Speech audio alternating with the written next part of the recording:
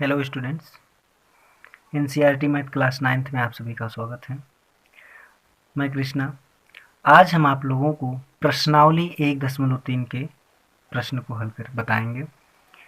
इसके पहले प्रश्नावली 1.2, प्रश्नावली 1.1 और उसके पहले परिचय के बारे में हमने बता दिया था।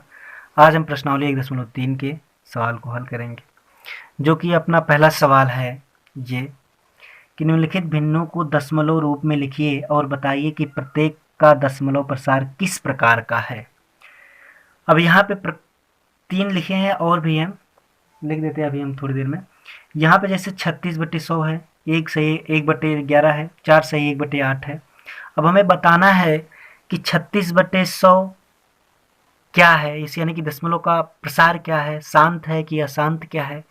अब शांत या अशांत अगर आप लोग को नहीं पता है तो वो हम परिचय वाला जो वीडियो पहले वीडियो में बनाए थे उसमें लिखे हैं, लेकिन अगर नहीं देखे हो तो फिर भी हम थोड़ा सा जिक्र कर लेते हैं यहाँ पर भी, क्योंकि सवाल लगाने से पहले देख लेते हैं कि शांत क्या है और अशांत क्या है। चलिए देखते हैं। देखिए, वास्तविक संख्या और उनके दशमलव प्रसार में क्या है, शांत क्या होता है। इस स्थिति में जो शेष होता है वो शेष हमेशा क्या होता है, 0 हो जाता है। शेष मतलब जैसे 2 है और ये सॉरी, जैसे मान लेते हैं, ले लिए कोई बात नहीं।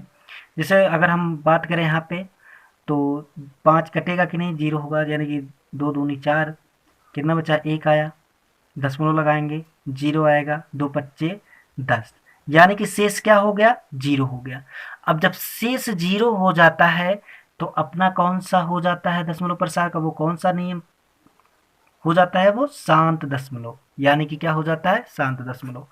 अब अशांत दशमलव बोलो या अशांत आवर्ती बोलो, बात बराबर है। तो यह शांत आवर्ती में क्या होता है, इस स्थिति में शेष की पुनरावृत्ति होती है। अब जान लीजिए कि जब शेष की पुनरावृत्ति होगी तो साथ ही साथ जो भागफल में मान आएंगे तो उसकी भी पुनरावृत्ति होगी, यानी कि यहाँ पे जो शेष की पुनरावृत्ति होगी। पुनरावृत्ति क्या मतलब, जैसे यहाँ पे 1 आया था, फिर मान करने के बाद कुछ करने के बाद फिर 1 आए, फिर उसमें कुछ करो, फिर शेष क्या आए, 1। जैसे मान लीजिए शेष हमेशा बार बार 1 आता रहे, तो ऐसी स्थिति को हम क्या बोलते हैं, अशांत आवर्ती या अशांत दशमलव।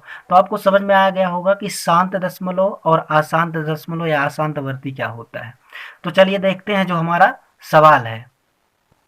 हमारा सवाल यही है, इसका दशमलव प्रसार बताना है। अब हमने बता दिया कि शांत होगा कि अशांत होगा। अब हमें जानना है कि शांत क्या होगा अशांत क्या होगा, हमने बता दिया। तो चलिए देखते हैं, जैसे पहला लिखा गया है 36/100। अब 36/100 को हम डायरेक्ट बता नहीं सकते कि अपना शांत है कि अशांत है, शांत है कि अशांत है। तो हम क्या करेंगे, यहाँ पे लिखेंगे 36/100 को 36/100 का हम दशमलव प्रसार में ज्ञात करेंगे। अब दशमलव प्रसार करने के लिए ये आपका एक भिन्न के रूप में, यानी कि p/q परिमेय संख्या के रूप में है। ये हमारा जो होता है वो क्या होता है, अंश, और नीचे वाला जो मान होता है वो क्या होता है, हर। अब जान लीजिए कि यहाँ पे जो हर होता है वो हमेशा भाजक होता है। वो क्या होता है, भाजक होता है। और जो अंश होता है वो हमेशा क्या होता है, भाज्य होता है। अब भाजक क्या होता है, भाज्य क्या होता है, ये तो आप लोग को पता है। जैसे एक चिन्ह होता है भाग का, ये बीच वाली जो संख्या होती है इसे हम क्या बोलते हैं, भाज्य बोलते हैं। और ये जो भाग के सामने वाली संख्या यानी बाएं साइड वाले को हम क्या बोलते हैं, भाजक बोलते हैं। और यहाँ पे दाहिने साइड वाले को हम बोलते हैं भागफल, और जो नीचे आता है उसको हम क्या बोलते हैं, शेषफल। तो हम इसका क्या करेंगे, भाग देंगे, 36 में 100 से भाग देंगे। तो हम क्या करेंगे, 100 हमारा क्या है, भाजक है, और 36 हमारा क्या हो जाएगा, भाज्य हो जाएगा। अब हम क्या करेंगे, देखते हैं कि शेष 0 आता है कि नहीं। अगर शेष 0 आ गया तो अपना 36/100 कौन सा हो जाएगा, यानी कि दशमलव प्रसार में हो जाएगा। तो 100 में 36 जाएगा नहीं, क्योंकि 100 भाजक बड़ा है और भाज्य छोटा है। हमेशा हम भाजक कभी बड़ा होना नहीं चाहिए। तो हम क्या करेंगे, भाज्य को बड़ा करेंगे। भाज्य को बड़ा करने के लिए हम 0 दशमलव लगाएंगे, और जैसे ही 0 दशमलव लगाएंगे यहाँ पे क्या आएगा, 0 आ जाएगा। तो 100 का हम पहाड़ा पढ़ेंगे कि ऐसा पढ़े कि 360 आए, तो 100 का गुणा 3 बार पढ़ेंगे तो 100 तियाँ 300 हो जाएगा, और 4 बार पढ़ेंगे तो 460, जो कि 360 से बड़ा है। तो हम 3 ही बार ले जाएंगे, 100 तियाँ 300। अब यहाँ पे देखिए 0, अब 6 में से 0 जाएगा तो यानी कि 6, अब ये कट जाएगा 3 से। अब यहाँ पे 60 आ गया, अब 10 सिर्फ 100 हमारा क्या है, भाजक बड़ा है और भाज्य छोटा, फिर दशमलव लगा ही है। अब यहाँ पे हम क्या करेंगे, 0 बढ़ा देंगे। 100 का पहाड़ा 6 बार पढ़ेंगे तो कितना आ जाएगा, 600। यानी कि यहाँ पे कितना आ जाएगा, 6 सक्का 600। यानी कि शेष क्या आ गया, यहाँ पे शेष आ गया 0।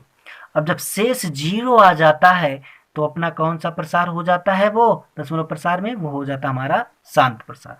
तो यानी कि हम यहाँ पे क्या करेंगे, 36/100 है, तो 36/100 का जो मान आया वो 0.36 आया।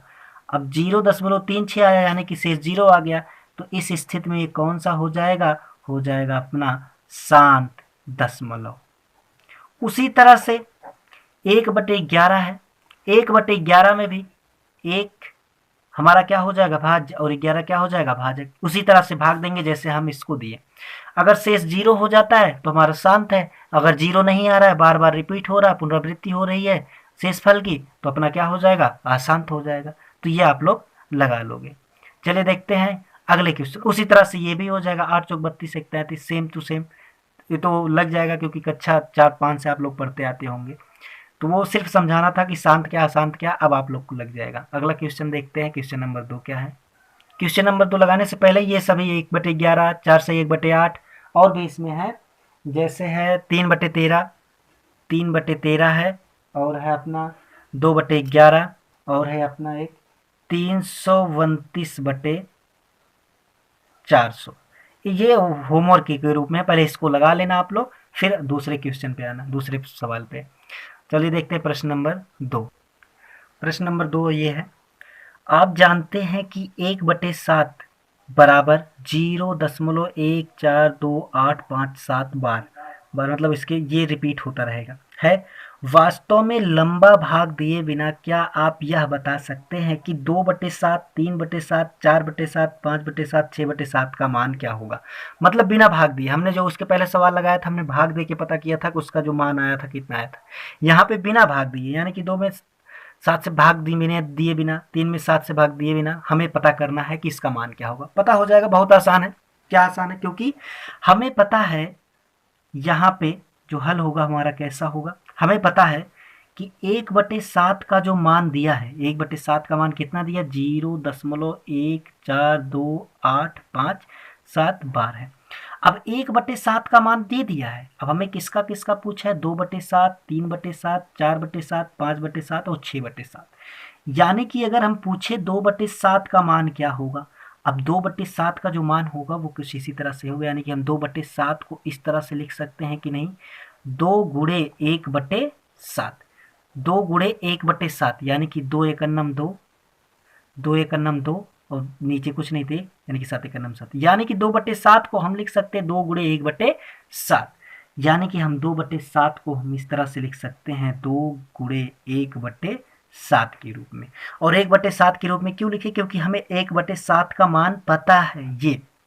अब जब 1/7 का मान पता है तो हम क्या करेंगे, 2 गुणे 1/7 का जो मान है वो कितना है, 0.14285 बार। तो यहाँ पे 2 गुणे 0.0 इतना है, तो इसका हम गुणा करेंगे, तो गुणा करेंगे तो कर लीजिए, 2 सत्ते 14 के 4, 2 पच्चे 10, 1 11, 2 अट्ठे 16, 1 17, हासिल 1, यानी कि 2 दूनी 4, 1 5, फिर 2 चौक 8, फिर 2 एकन्नम 2, फिर दशमलव है, फिर 0। यानी कि 2/7 का जो मान आया वो कितना हो गया, 0.28574। उसी तरह से हमारा 3/7 का भी मान हो जाएगा। 3/7 जो यहाँ पे लिखा गया है, 3/7 का बिना भाग दिए, देखिए पता चल रहा है 3/7 को, यानी कि 3 गुणे 1/7 लिखेंगे। तो 3 गुणे 1/7, 1/7 का मान हमारा पता है कितना है, इतना। तो 3 गुणे 0.142857, इसका भी हम गुणा करेंगे। तो गुणा करने के बाद जो हमारा मान प्राप्त होगा कितना होगा, हम गुणा कर लेते हैं, नहीं तो वीडियो लंबा हो जाएगा। तो 3/7 का जो मान है, 3 गुणे 1/7, यानी कि 3 गुणे 0.42857 का गुणा करेंगे तो इसका मान जो आएगा वो कितना हो जाएगा, 0.42857 एक बार हो जाएगा। उसी तरह से 4/7 का मान पूछा है, तो 4/7 को हम क्या लिखेंगे, 4 गुणे 1/7, और 1/7 का जो अपना मान दिया है वो कितना है, इतना है। तो तो 1/7 की जगह पे हम ला के मान रख देंगे, यानी कि 4 गुणे 1/7 का मान, इसको गुणा करने के बाद कितना आ जाएगा 0.57, 1 4 2 8 5 आ जाएगा। उसी तरह से 5/7 है, 5/7 को हम क्या लिखेंगे 5 गुणे 1/7, और 1/7 का मान आपको पता है, 1/7 का मान यहाँ पे रखेंगे, मान रखने के बाद गुणा करेंगे, गुणा करने के बाद इसका मान प्राप्त हो जाएगा इतना। उसी तरह से 6/7 करेंगे तो 6 गुणे 1/7, यानी कि 6 गुणे 1/7 का जो हमारा मान दिया था पहले से 1/7 का यहाँ पे मान रखेंगे, और मान रखने के बाद इसका गुणा करेंगे, तो गुणा करने के बाद जो मान प्राप्त होगा वो हो जाएगा 0.85714 यानी कि ये हो जाएगा आंसर, वो भी बिना भाग दिए। बिना भाग दिए आपका ये क्या हो गया मान प्राप्त हो गया आसानी से। तो ये इससे ऐसी तरह से था और कुछ नहीं इसमें सवाल। अब आते हैं क्वेश्चन नंबर, ये क्वेश्चन नंबर 2 है। अब आते हैं क्वेश्चन नंबर 3। क्वेश्चन नंबर 3 है, निम्नलिखित को P/Q के रूप में व्यक्त कीजिए जहां P और Q पूर्णांक है तथा Q नॉट इक्वल 0। अगर Q 0 हो जाए तो वो P/Q नहीं होगा, क्योंकि P/Q 0 हो जाएगा, जैसे 1/0, 1/0, क्योंकि अगर 0 हो जाए तो इसका जो मान होगा वो क्या हो जाएगा इनफाइनाइट होगा, इसीलिए हमारा क्या है Q 0 नहीं हो सकता। 0 होते ही वो अपना परिमेय संख्या नहीं रह जाएगा। P/Q का मतलब क्या होता है परिमेय संख्या, यानी कि ये जो संख्या दी गई है इसको परिमेय संख्या के रूप में व्यक्त करना है। अब व्यक्त करने में ये वो आसान वाला नहीं कि फटाक से कर दो गुणे 10 में बात हो जाएगा। ये देखिए यहाँ पे बार लगा है, बार लगने का मतलब कि जैसे अगर अपना 0.6 है तो 0.66666 अनंत इनफाइनाइट, यानी कि ऐसे चलता जाएगा, इसकी कोई सीमा नहीं है। अब जब इसकी कोई सीमा नहीं है तो इसका हम कैसे P/Q के रूप में करेंगे आसानी से। लेकिन अगर यही ऐसे होता, सिर्फ 0.6 होता, मात्र 6 होता, ये बार लगने का मतलब ये चीज़ है। लेकिन अगर खाली 0.6 होता तो हम क्या करते हैं यहाँ पे एक अंक पे दशमलव, यानी कि इसको जब राइट हैंड साइड में लाएंगे, यानी कि बाएं दाएं पक्ष में लाएंगे, एक अंक इधर आएगा तो हमें कितना अंक गुणा करना पड़ेगा 10 से। तो 10 से गुणा करेंगे तो ऊपर क्या हो जाएगा 0.6, और 10 का करेंगे तो कितना आ जाएगा 6/10, 6/10 यानी कि 2 3 6 2 25 10, यानी कि 3/5। बड़े आसानी से हमारा मान निकल जाता। लेकिन यहाँ पे ये चीज ना होकर के हमारा क्या है 0.6 का बार लगा है। अब इसको P/Q में करना है। अब P/Q में करने के लिए हमें कुछ शर्त होते हैं, ये कम्पिटेटिव एग्जाम में भी आता है बच्चों, आगे चल के आपको मिलेगा। जब आप कभी कम्पिटेटिव एग्जाम में बैठोगे तो वहाँ पे ट्रिक से बता दिया जाएगा, जस्ट 2 सेकेंड में आंसर। लेकिन हमें यहाँ पे ट्रिक नहीं बताना, आपको पूरा डिटेल दिखाना है कि कैसे होता है।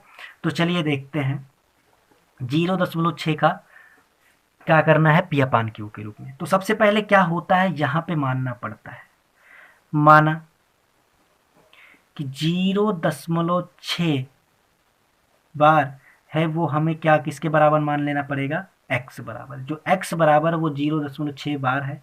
और 6 बार का मतलब यानी कि x बराबर 0.6666 हम लिख सकते हैं, इसको हम समीकरण नंबर 1 मान लेंगे।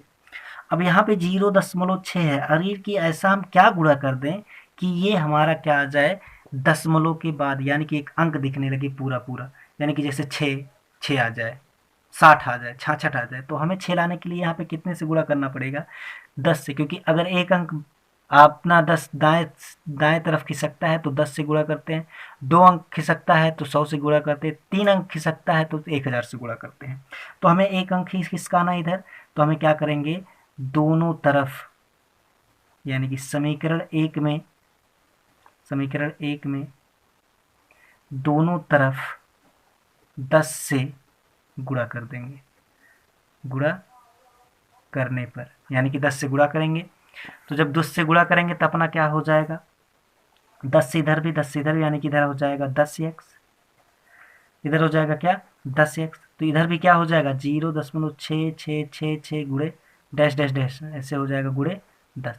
अब जब 10 से गुणा करेंगे तो ये दशमलव इधर आ जाएगा, तो क्या हो जाएगा 10x बराबर 6.6666 10 डैश, ऐसे चला जाएगा। तो इसको हम क्या मान लेंगे समीकरण नंबर 2 मान लेंगे। अब ये देखिए 10 से गुणा, यानी कि एक 0 है तो दशमलव खिसक के कहाँ आता है, अगर गुणा होता है तो दशमलव दाहिने तरफ भागता है।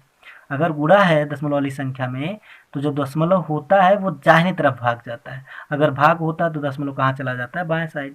तो हमें दाहिने तरफ ले जाना है, तो यानी कि दाहिने तरफ आएगा तो दशमलव कहाँ खिसक के चला आएगा इधर, यानी देखिए एक अंक इधर आ गया, इसका मान आ गया। अब हमारा समीकरण 2 आ गया। तो हमें क्या करना है, ऐसा देखना है कि यहाँ पे जो स्थिति दिख रही है x का मान कितना है 0.6666, और यहाँ पर भी देखिए दशमलव के बाद 6666 है लगातार। यानी कि अगर हम समीकरण 2 से समीकरण 1 को घटा दें तो ये जो मान है हमारा इनफाइनाइट तक का, वो तो हमारा पूरा कट जाएगा। जब पूरा कट जाएगा यानी कि जैसे ऐसे 6.6666 है इनफाइनाइट, और यहाँ पे 0.6666 इनफाइनाइट तक है। अगर हम घटा देंगे तो ये तो पूरा मान कटता चला आएगा, घटता चला जाएगा, इसका मान 0.000 होता चला आएगा, यहाँ पे दशमलव आएगा एक अंक, और 6 में से 0 जाएगा 6 बचेगा, तो यानी कि 6.00 मान बचेगा। उसी तरह से हम क्या करेंगे, यहाँ पे करेंगे कि समीकरण 2 से समीकरण 1 को घटाने पर, अब समीकरण अपना 2 क्या है, 10x बराबर 6.666 डैश डैश डैश। अब समीकरण 1 कितना है, x बराबर 0.6666 डैश डैश डैश। घटाना है तो घटा देंगे, तो घटाएंगे तो ये पूरा मान कट जाएगा, तो कितना हो जाएगा, 0 बचेगा, वो 0 ही आएगा, कितना भी 0 लिखो, चाहे 50 0 लिखो चाहे 1 0 लिखो, बात बराबर 0 ही होगा। अब 6 में से 0 जाएगा 6 आएगा, अब 10 में से 9 जाएगा, 10 में से 1 जाएगा, कितना बचेगा 9, तो 9x बराबर कितना हो गया 6। अब 9x बराबर हम लिख सकते हैं 9x बराबर 6, तो x बराबर कितना हो जाएगा 6/9 हो जाएगा। अभी हम इसको कर देंगे 2 तिहाई 6, सॉरी 3 दूनी 6, 3 त्रिका 9, यानी कि x बराबर जो मान आया वो 2/3। अब ये जो 2/3 है ये हमारा किस रूप में हो गया, देखो ये x बराबर कितना आ गया 2/3 है। अब ये जो 2/3 है हमारा क्या है, P/Q के रूप में है, यानी कि हमें इसमें क्या करना था, P/Q के रूप में ही करना था, तो हमारा आंसर हो जाएगा, यानी कि ये 0.6 बार के जो बराबर है वो क्या है 2/3। अब 2/3 को हम जब भाग देंगे ना तो वो इसी रूप में आएगा, अब इसी रूप में आता जाएगा। 0.6 बार को हम जब 2/3 में यानी कि 2 में 3 से जब भाग देंगे तो ऐसे आएगा 0.6666, कभी ना कटने वाली संख्या बन जाएगी, यानी कि अशांत दशमलव बन जाएगा। अब 2/3 हमारा क्या हो जाएगा, परिमेय संख्या हो जाएगा, यानी कि आ गया। उसी तरह से हमारा अगला भी है इसी में, यानी कि पहला हो गया इस तरह से। अब दूसरा भी हम कर लेते हैं, 0.47 के ऊपर बार है। अब इसको हम कैसे करते हैं उसको भी देख लेते हैं, चलिए। दूसरा हमारा यही है 0.47 बार, तो हम क्या करेंगे, माना सेम वही चीज, x बराबर क्या करेंगे, माना x बराबर क्या हो जाएगा, x बराबर अपना हो जाएगा, x बराबर मान लेंगे 0.47 बार। अब x बराबर 0.47 बार है, तो इसको हम इस तरह से भी लिख सकते हैं 0.47777। अब देखिए 4 तो सिंगल है क्योंकि सिर्फ 7 के ऊपर बार लगा, 7 के ऊपर बार लगने का मतलब सिर्फ 7 का ही टर्मिनेट हो रहा है, यानी कि 7 की ही पुनरावृत्ति हो रही है, तो 7 ही लगातार आ रहा है। तो हमें क्या करना, अब इसको हम समीकरण नंबर 1 मान लेंगे। अब फिर क्या करेंगे, दोनों तरफ 10 से गुणा कर देंगे, दोनों तरफ 10 से गुणा करने पर, तो जब दोनों तरफ 10 से गुणा करने में, तो इधर 10 से गुणा करेंगे तो इधर कितना आ जाएगा 10x बराबर, इधर भी 10 से गुणा करेंगे तो एक अंक खिसक के इधर आ जाएगा, तो इधर क्या हो जाएगा 4.7777 डैश डैश, यानी कि हमारा समीकरण नंबर 2 हो जाएगा। अब फिर वही चीज करेंगे, समीकरण नंबर 1 ये है, समीकरण नंबर 2 है, तो समीकरण 2 से समीकरण 1 को घटाने पर, तो जब हम समीकरण 2 से 1 को घटाएंगे तो 10 में से x जाएगा, कितना आ जाए 10 में से x जाएगा, यानी कि ऐसे हम लिख देंगे 10x माइनस x बराबर, ये क्या हो जाएगा 4.7777 टर्मिनेट हो रहा है। अब यहाँ पे अब समीकरण नंबर 1 का मान कितना है, ये 0 है, दशमलव है, फिर ये 4 है, फिर 7 लगातार। अब यहाँ पे देखिए ये पूरा कटता चला जाएगा, लेकिन यहाँ पे जो मान बचेगा ये इतना बचेगा, तो 7 में से 4 जाएगा, कितना आएगा 3, और ये 4 में से 0 जाएगा 4 आएगा, दशमलव के नीचे दशमलव, यहाँ पे 10 में से x जाएगा कितना बचेगा 9x बराबर इतना आ जाएगा। तो हम इसको जब घटाएंगे तो इसकी जगह पे हम क्या रख देंगे, समीकरण 2 से समीकरण घटाएंगे तो मान कितना आएगा 9x बराबर 4.3। ये जो सोच रहे हो कि 4 क्यों नहीं कटा, क्योंकि 7 है यहाँ पे 4 है तो 7 में से 4 घटेगा, बाकी तो सब सेम थे ना, 7 7 7 यहाँ भी 7 7 7 यहाँ भी, तो 7 में से 4 जाएगा कितना बचेगा 3 और 4 में से 4 जाएगा 0, यानी कि x बराबर कितना आ गया 4.3/9। अभी 4.3/9 है, ये इसका बार कुछ नहीं है, सेम है। अब ये दशमलव अभी तो अपना परिमेय संख्या के रूप में नहीं हुआ, तो हम क्या करेंगे अंश और हर में क्या कर देंगे 10 से गुणा कर देंगे। 10 से गुणा करेंगे तो ऊपर क्या हो जाएगा 43 और नीचे क्या हो जाएगा 9 धामे 90, क्योंकि 1.8 किधर आएगा तो यहाँ मान कितना हो जाएगा 43, यानी कि x बराबर जो आ गया वो कितना हो गया 43/90, यानी कि 0.47 बार का जो मान आया वो कितना आ गया 43/90, और 43/90 ही हमें क्या करना था P/Q के रूप में लाना था। ये हमारा क्या हो जाएगा आंसर हो जाएगा 0.47 बार का। उसी तरह से अपना ये भी हो जाएगा तीसरा। अब 0.001 है, यहाँ पे 3 अंक बाद दशमलव यहाँ पे लाना पड़ेगा, क्योंकि इसके पहले 0 है, दशमलव यहाँ लाएंगे कोई मतलब का नहीं होगा, दशमलव यहाँ लाएंगे तब भी कोई मतलब का नहीं होगा, दशमलव यहाँ लाएंगे तब भी कोई मतलब का नहीं होगा। हाँ, यहाँ मतलब का होगा। यहाँ पे कितने से गुणा करेंगे कि दशमलव यहाँ पे आ जाए, तो 1000 से हम गुणा करेंगे तो दशमलव यहाँ पे आ जाएगा। तो ये सेम उसी तरह से है जैसे पहला था, तो उसी तरह से इसको कर लेना है। तो ये आप लोग के लिए है, ये हल आप लोग करोगे, बहुत ही आसान है। जैसे ये किया हमने सब, ये पूरा हल किया है, उसी तरह से इसका भी होगा। तो इसका भी मान हमने निकाल लिया, कितना हो गया 43/90। अब आते हैं क्वेश्चन नंबर 4 की तरफ, जो कि ये है सामने। चलिए क्वेश्चन नंबर सामने है कि 0.99 को P/Q के रूप में व्यक्त कीजिए और बताइए कि क्या आप अपने उत्तर से आश्चर्यचकित हैं। यानी कि इसको हल करना है, P/Q के रूप में करना है, और उत्तर जब आएगा तो उसमें आश्चर्यचकित की बात क्या है वो आगे हम हल करने के बाद देखेंगे, इसकी आश्चर्यचकित क्या है। तो हमें क्या करना पड़ेगा 0.9999 मतलब क्या कि इसका मतलब यही है कि 0.9 बार, यानी कि वही चीज़ जैसे 6 वाला था वैसे एकदम सेम है। लेकिन अब यहाँ पे देखते हैं कि 0.9 बार है, तो हम क्या करेंगे मानेंगे x बराबर, तो माना x बराबर क्या मान लिए हम 0.9 बार। अब वही चीज़ जैसे पहले लगाते थे सेम 0.9999 डैश डैश डैश। तो हम क्या करेंगे दोनों पक्षों में, यानी कि दोनों तरफ, ये समीकरण नंबर 1 है, तो समीकरण नंबर 1 में दोनों तरफ 10 से गुणा करने पर, तो जब 10 से गुणा करेंगे तो इधर क्या हो जाएगा 10 से x बराबर, इधर जब 10 से गुणा करेंगे 10 अंक इधर चला आएगा तो क्या हो जाएगा 9.9999 डैश डैश, यानी कि समीकरण नंबर 2 हो जाएगा। अब सेम वही चीज़ कि समीकरण 2 से समीकरण 1 घटाएंगे, तो समीकरण 2 से 1 घटाएंगे तो 10 में से x जाएगा, कितना बचेगा, तो हम लिखेंगे समीकरण 2 से समीकरण 1 को घटाने पर, समीकरण 2 से समीकरण 1 को घटाने पर, तो समीकरण 2 अपना क्या है 10x है बराबर 9.9999 डैश डैश डैश, और समीकरण 1 क्या है x बराबर 0.9999 डैश डैश। तो अब क्या होगा घटाएंगे तो ये पूरा मान कट जाएगा यहाँ तक, तो इसका मान क्या हो जाएगा 0.9 के नीचे 9 में से 0 जाएगा 9 आएगा, बराबर का चिन्ह है तो 10 में से x है, यानी कि 10 में से 1 जाएगा, कितना बचेगा 9 और ये x, तो 9x आएगा। तो जब समीकरण 2 से समीकरण 1 को घटाएंगे तो क्या मान आएगा 9x बराबर 9, तो 9x बराबर 9 आया, यानी कि x बराबर क्या आ गया 9/9, 9/9 का मतलब 1, यानी कि x बराबर जो मान आया वो 1 आया।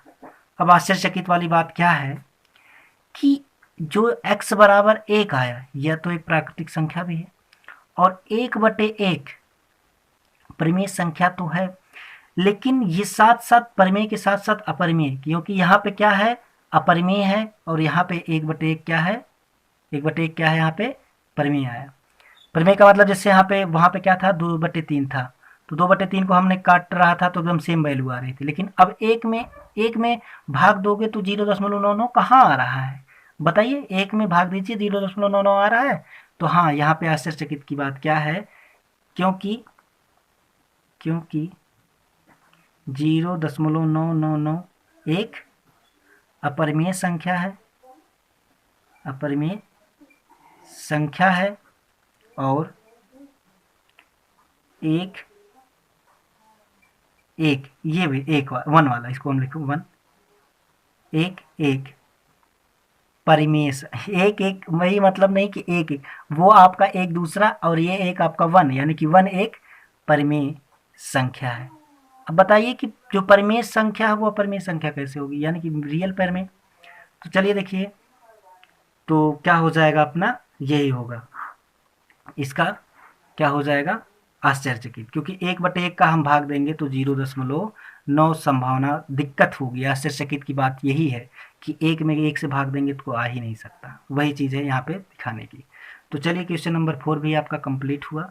ये कुछ नहीं है आश्चर्यचकित होने वाली बात, यही है कि इसका जो मेन वैल्यू है इसका आंसर ही आश्चर्यचकित करता है, क्योंकि एक आया, अब 1 में 1 से भाग देंगे तो इसका मान कैसे हम 0.9 लाएंगे, यही इसका आश्चर्यचकित है और कुछ नहीं है। तो चलिए देखते हैं, क्वेश्चन नंबर 4 भी अपना कंप्लीट हुआ। अब क्वेश्चन नंबर 5 से आगे जो सवाल बचे हैं 2-4, उसको अगले वीडियो में बताएंगे। आज इतना ही। अगर वीडियो अच्छी लगे तो लाइक शेयर एंड सब्सक्राइब जरूर करना। ठीक है।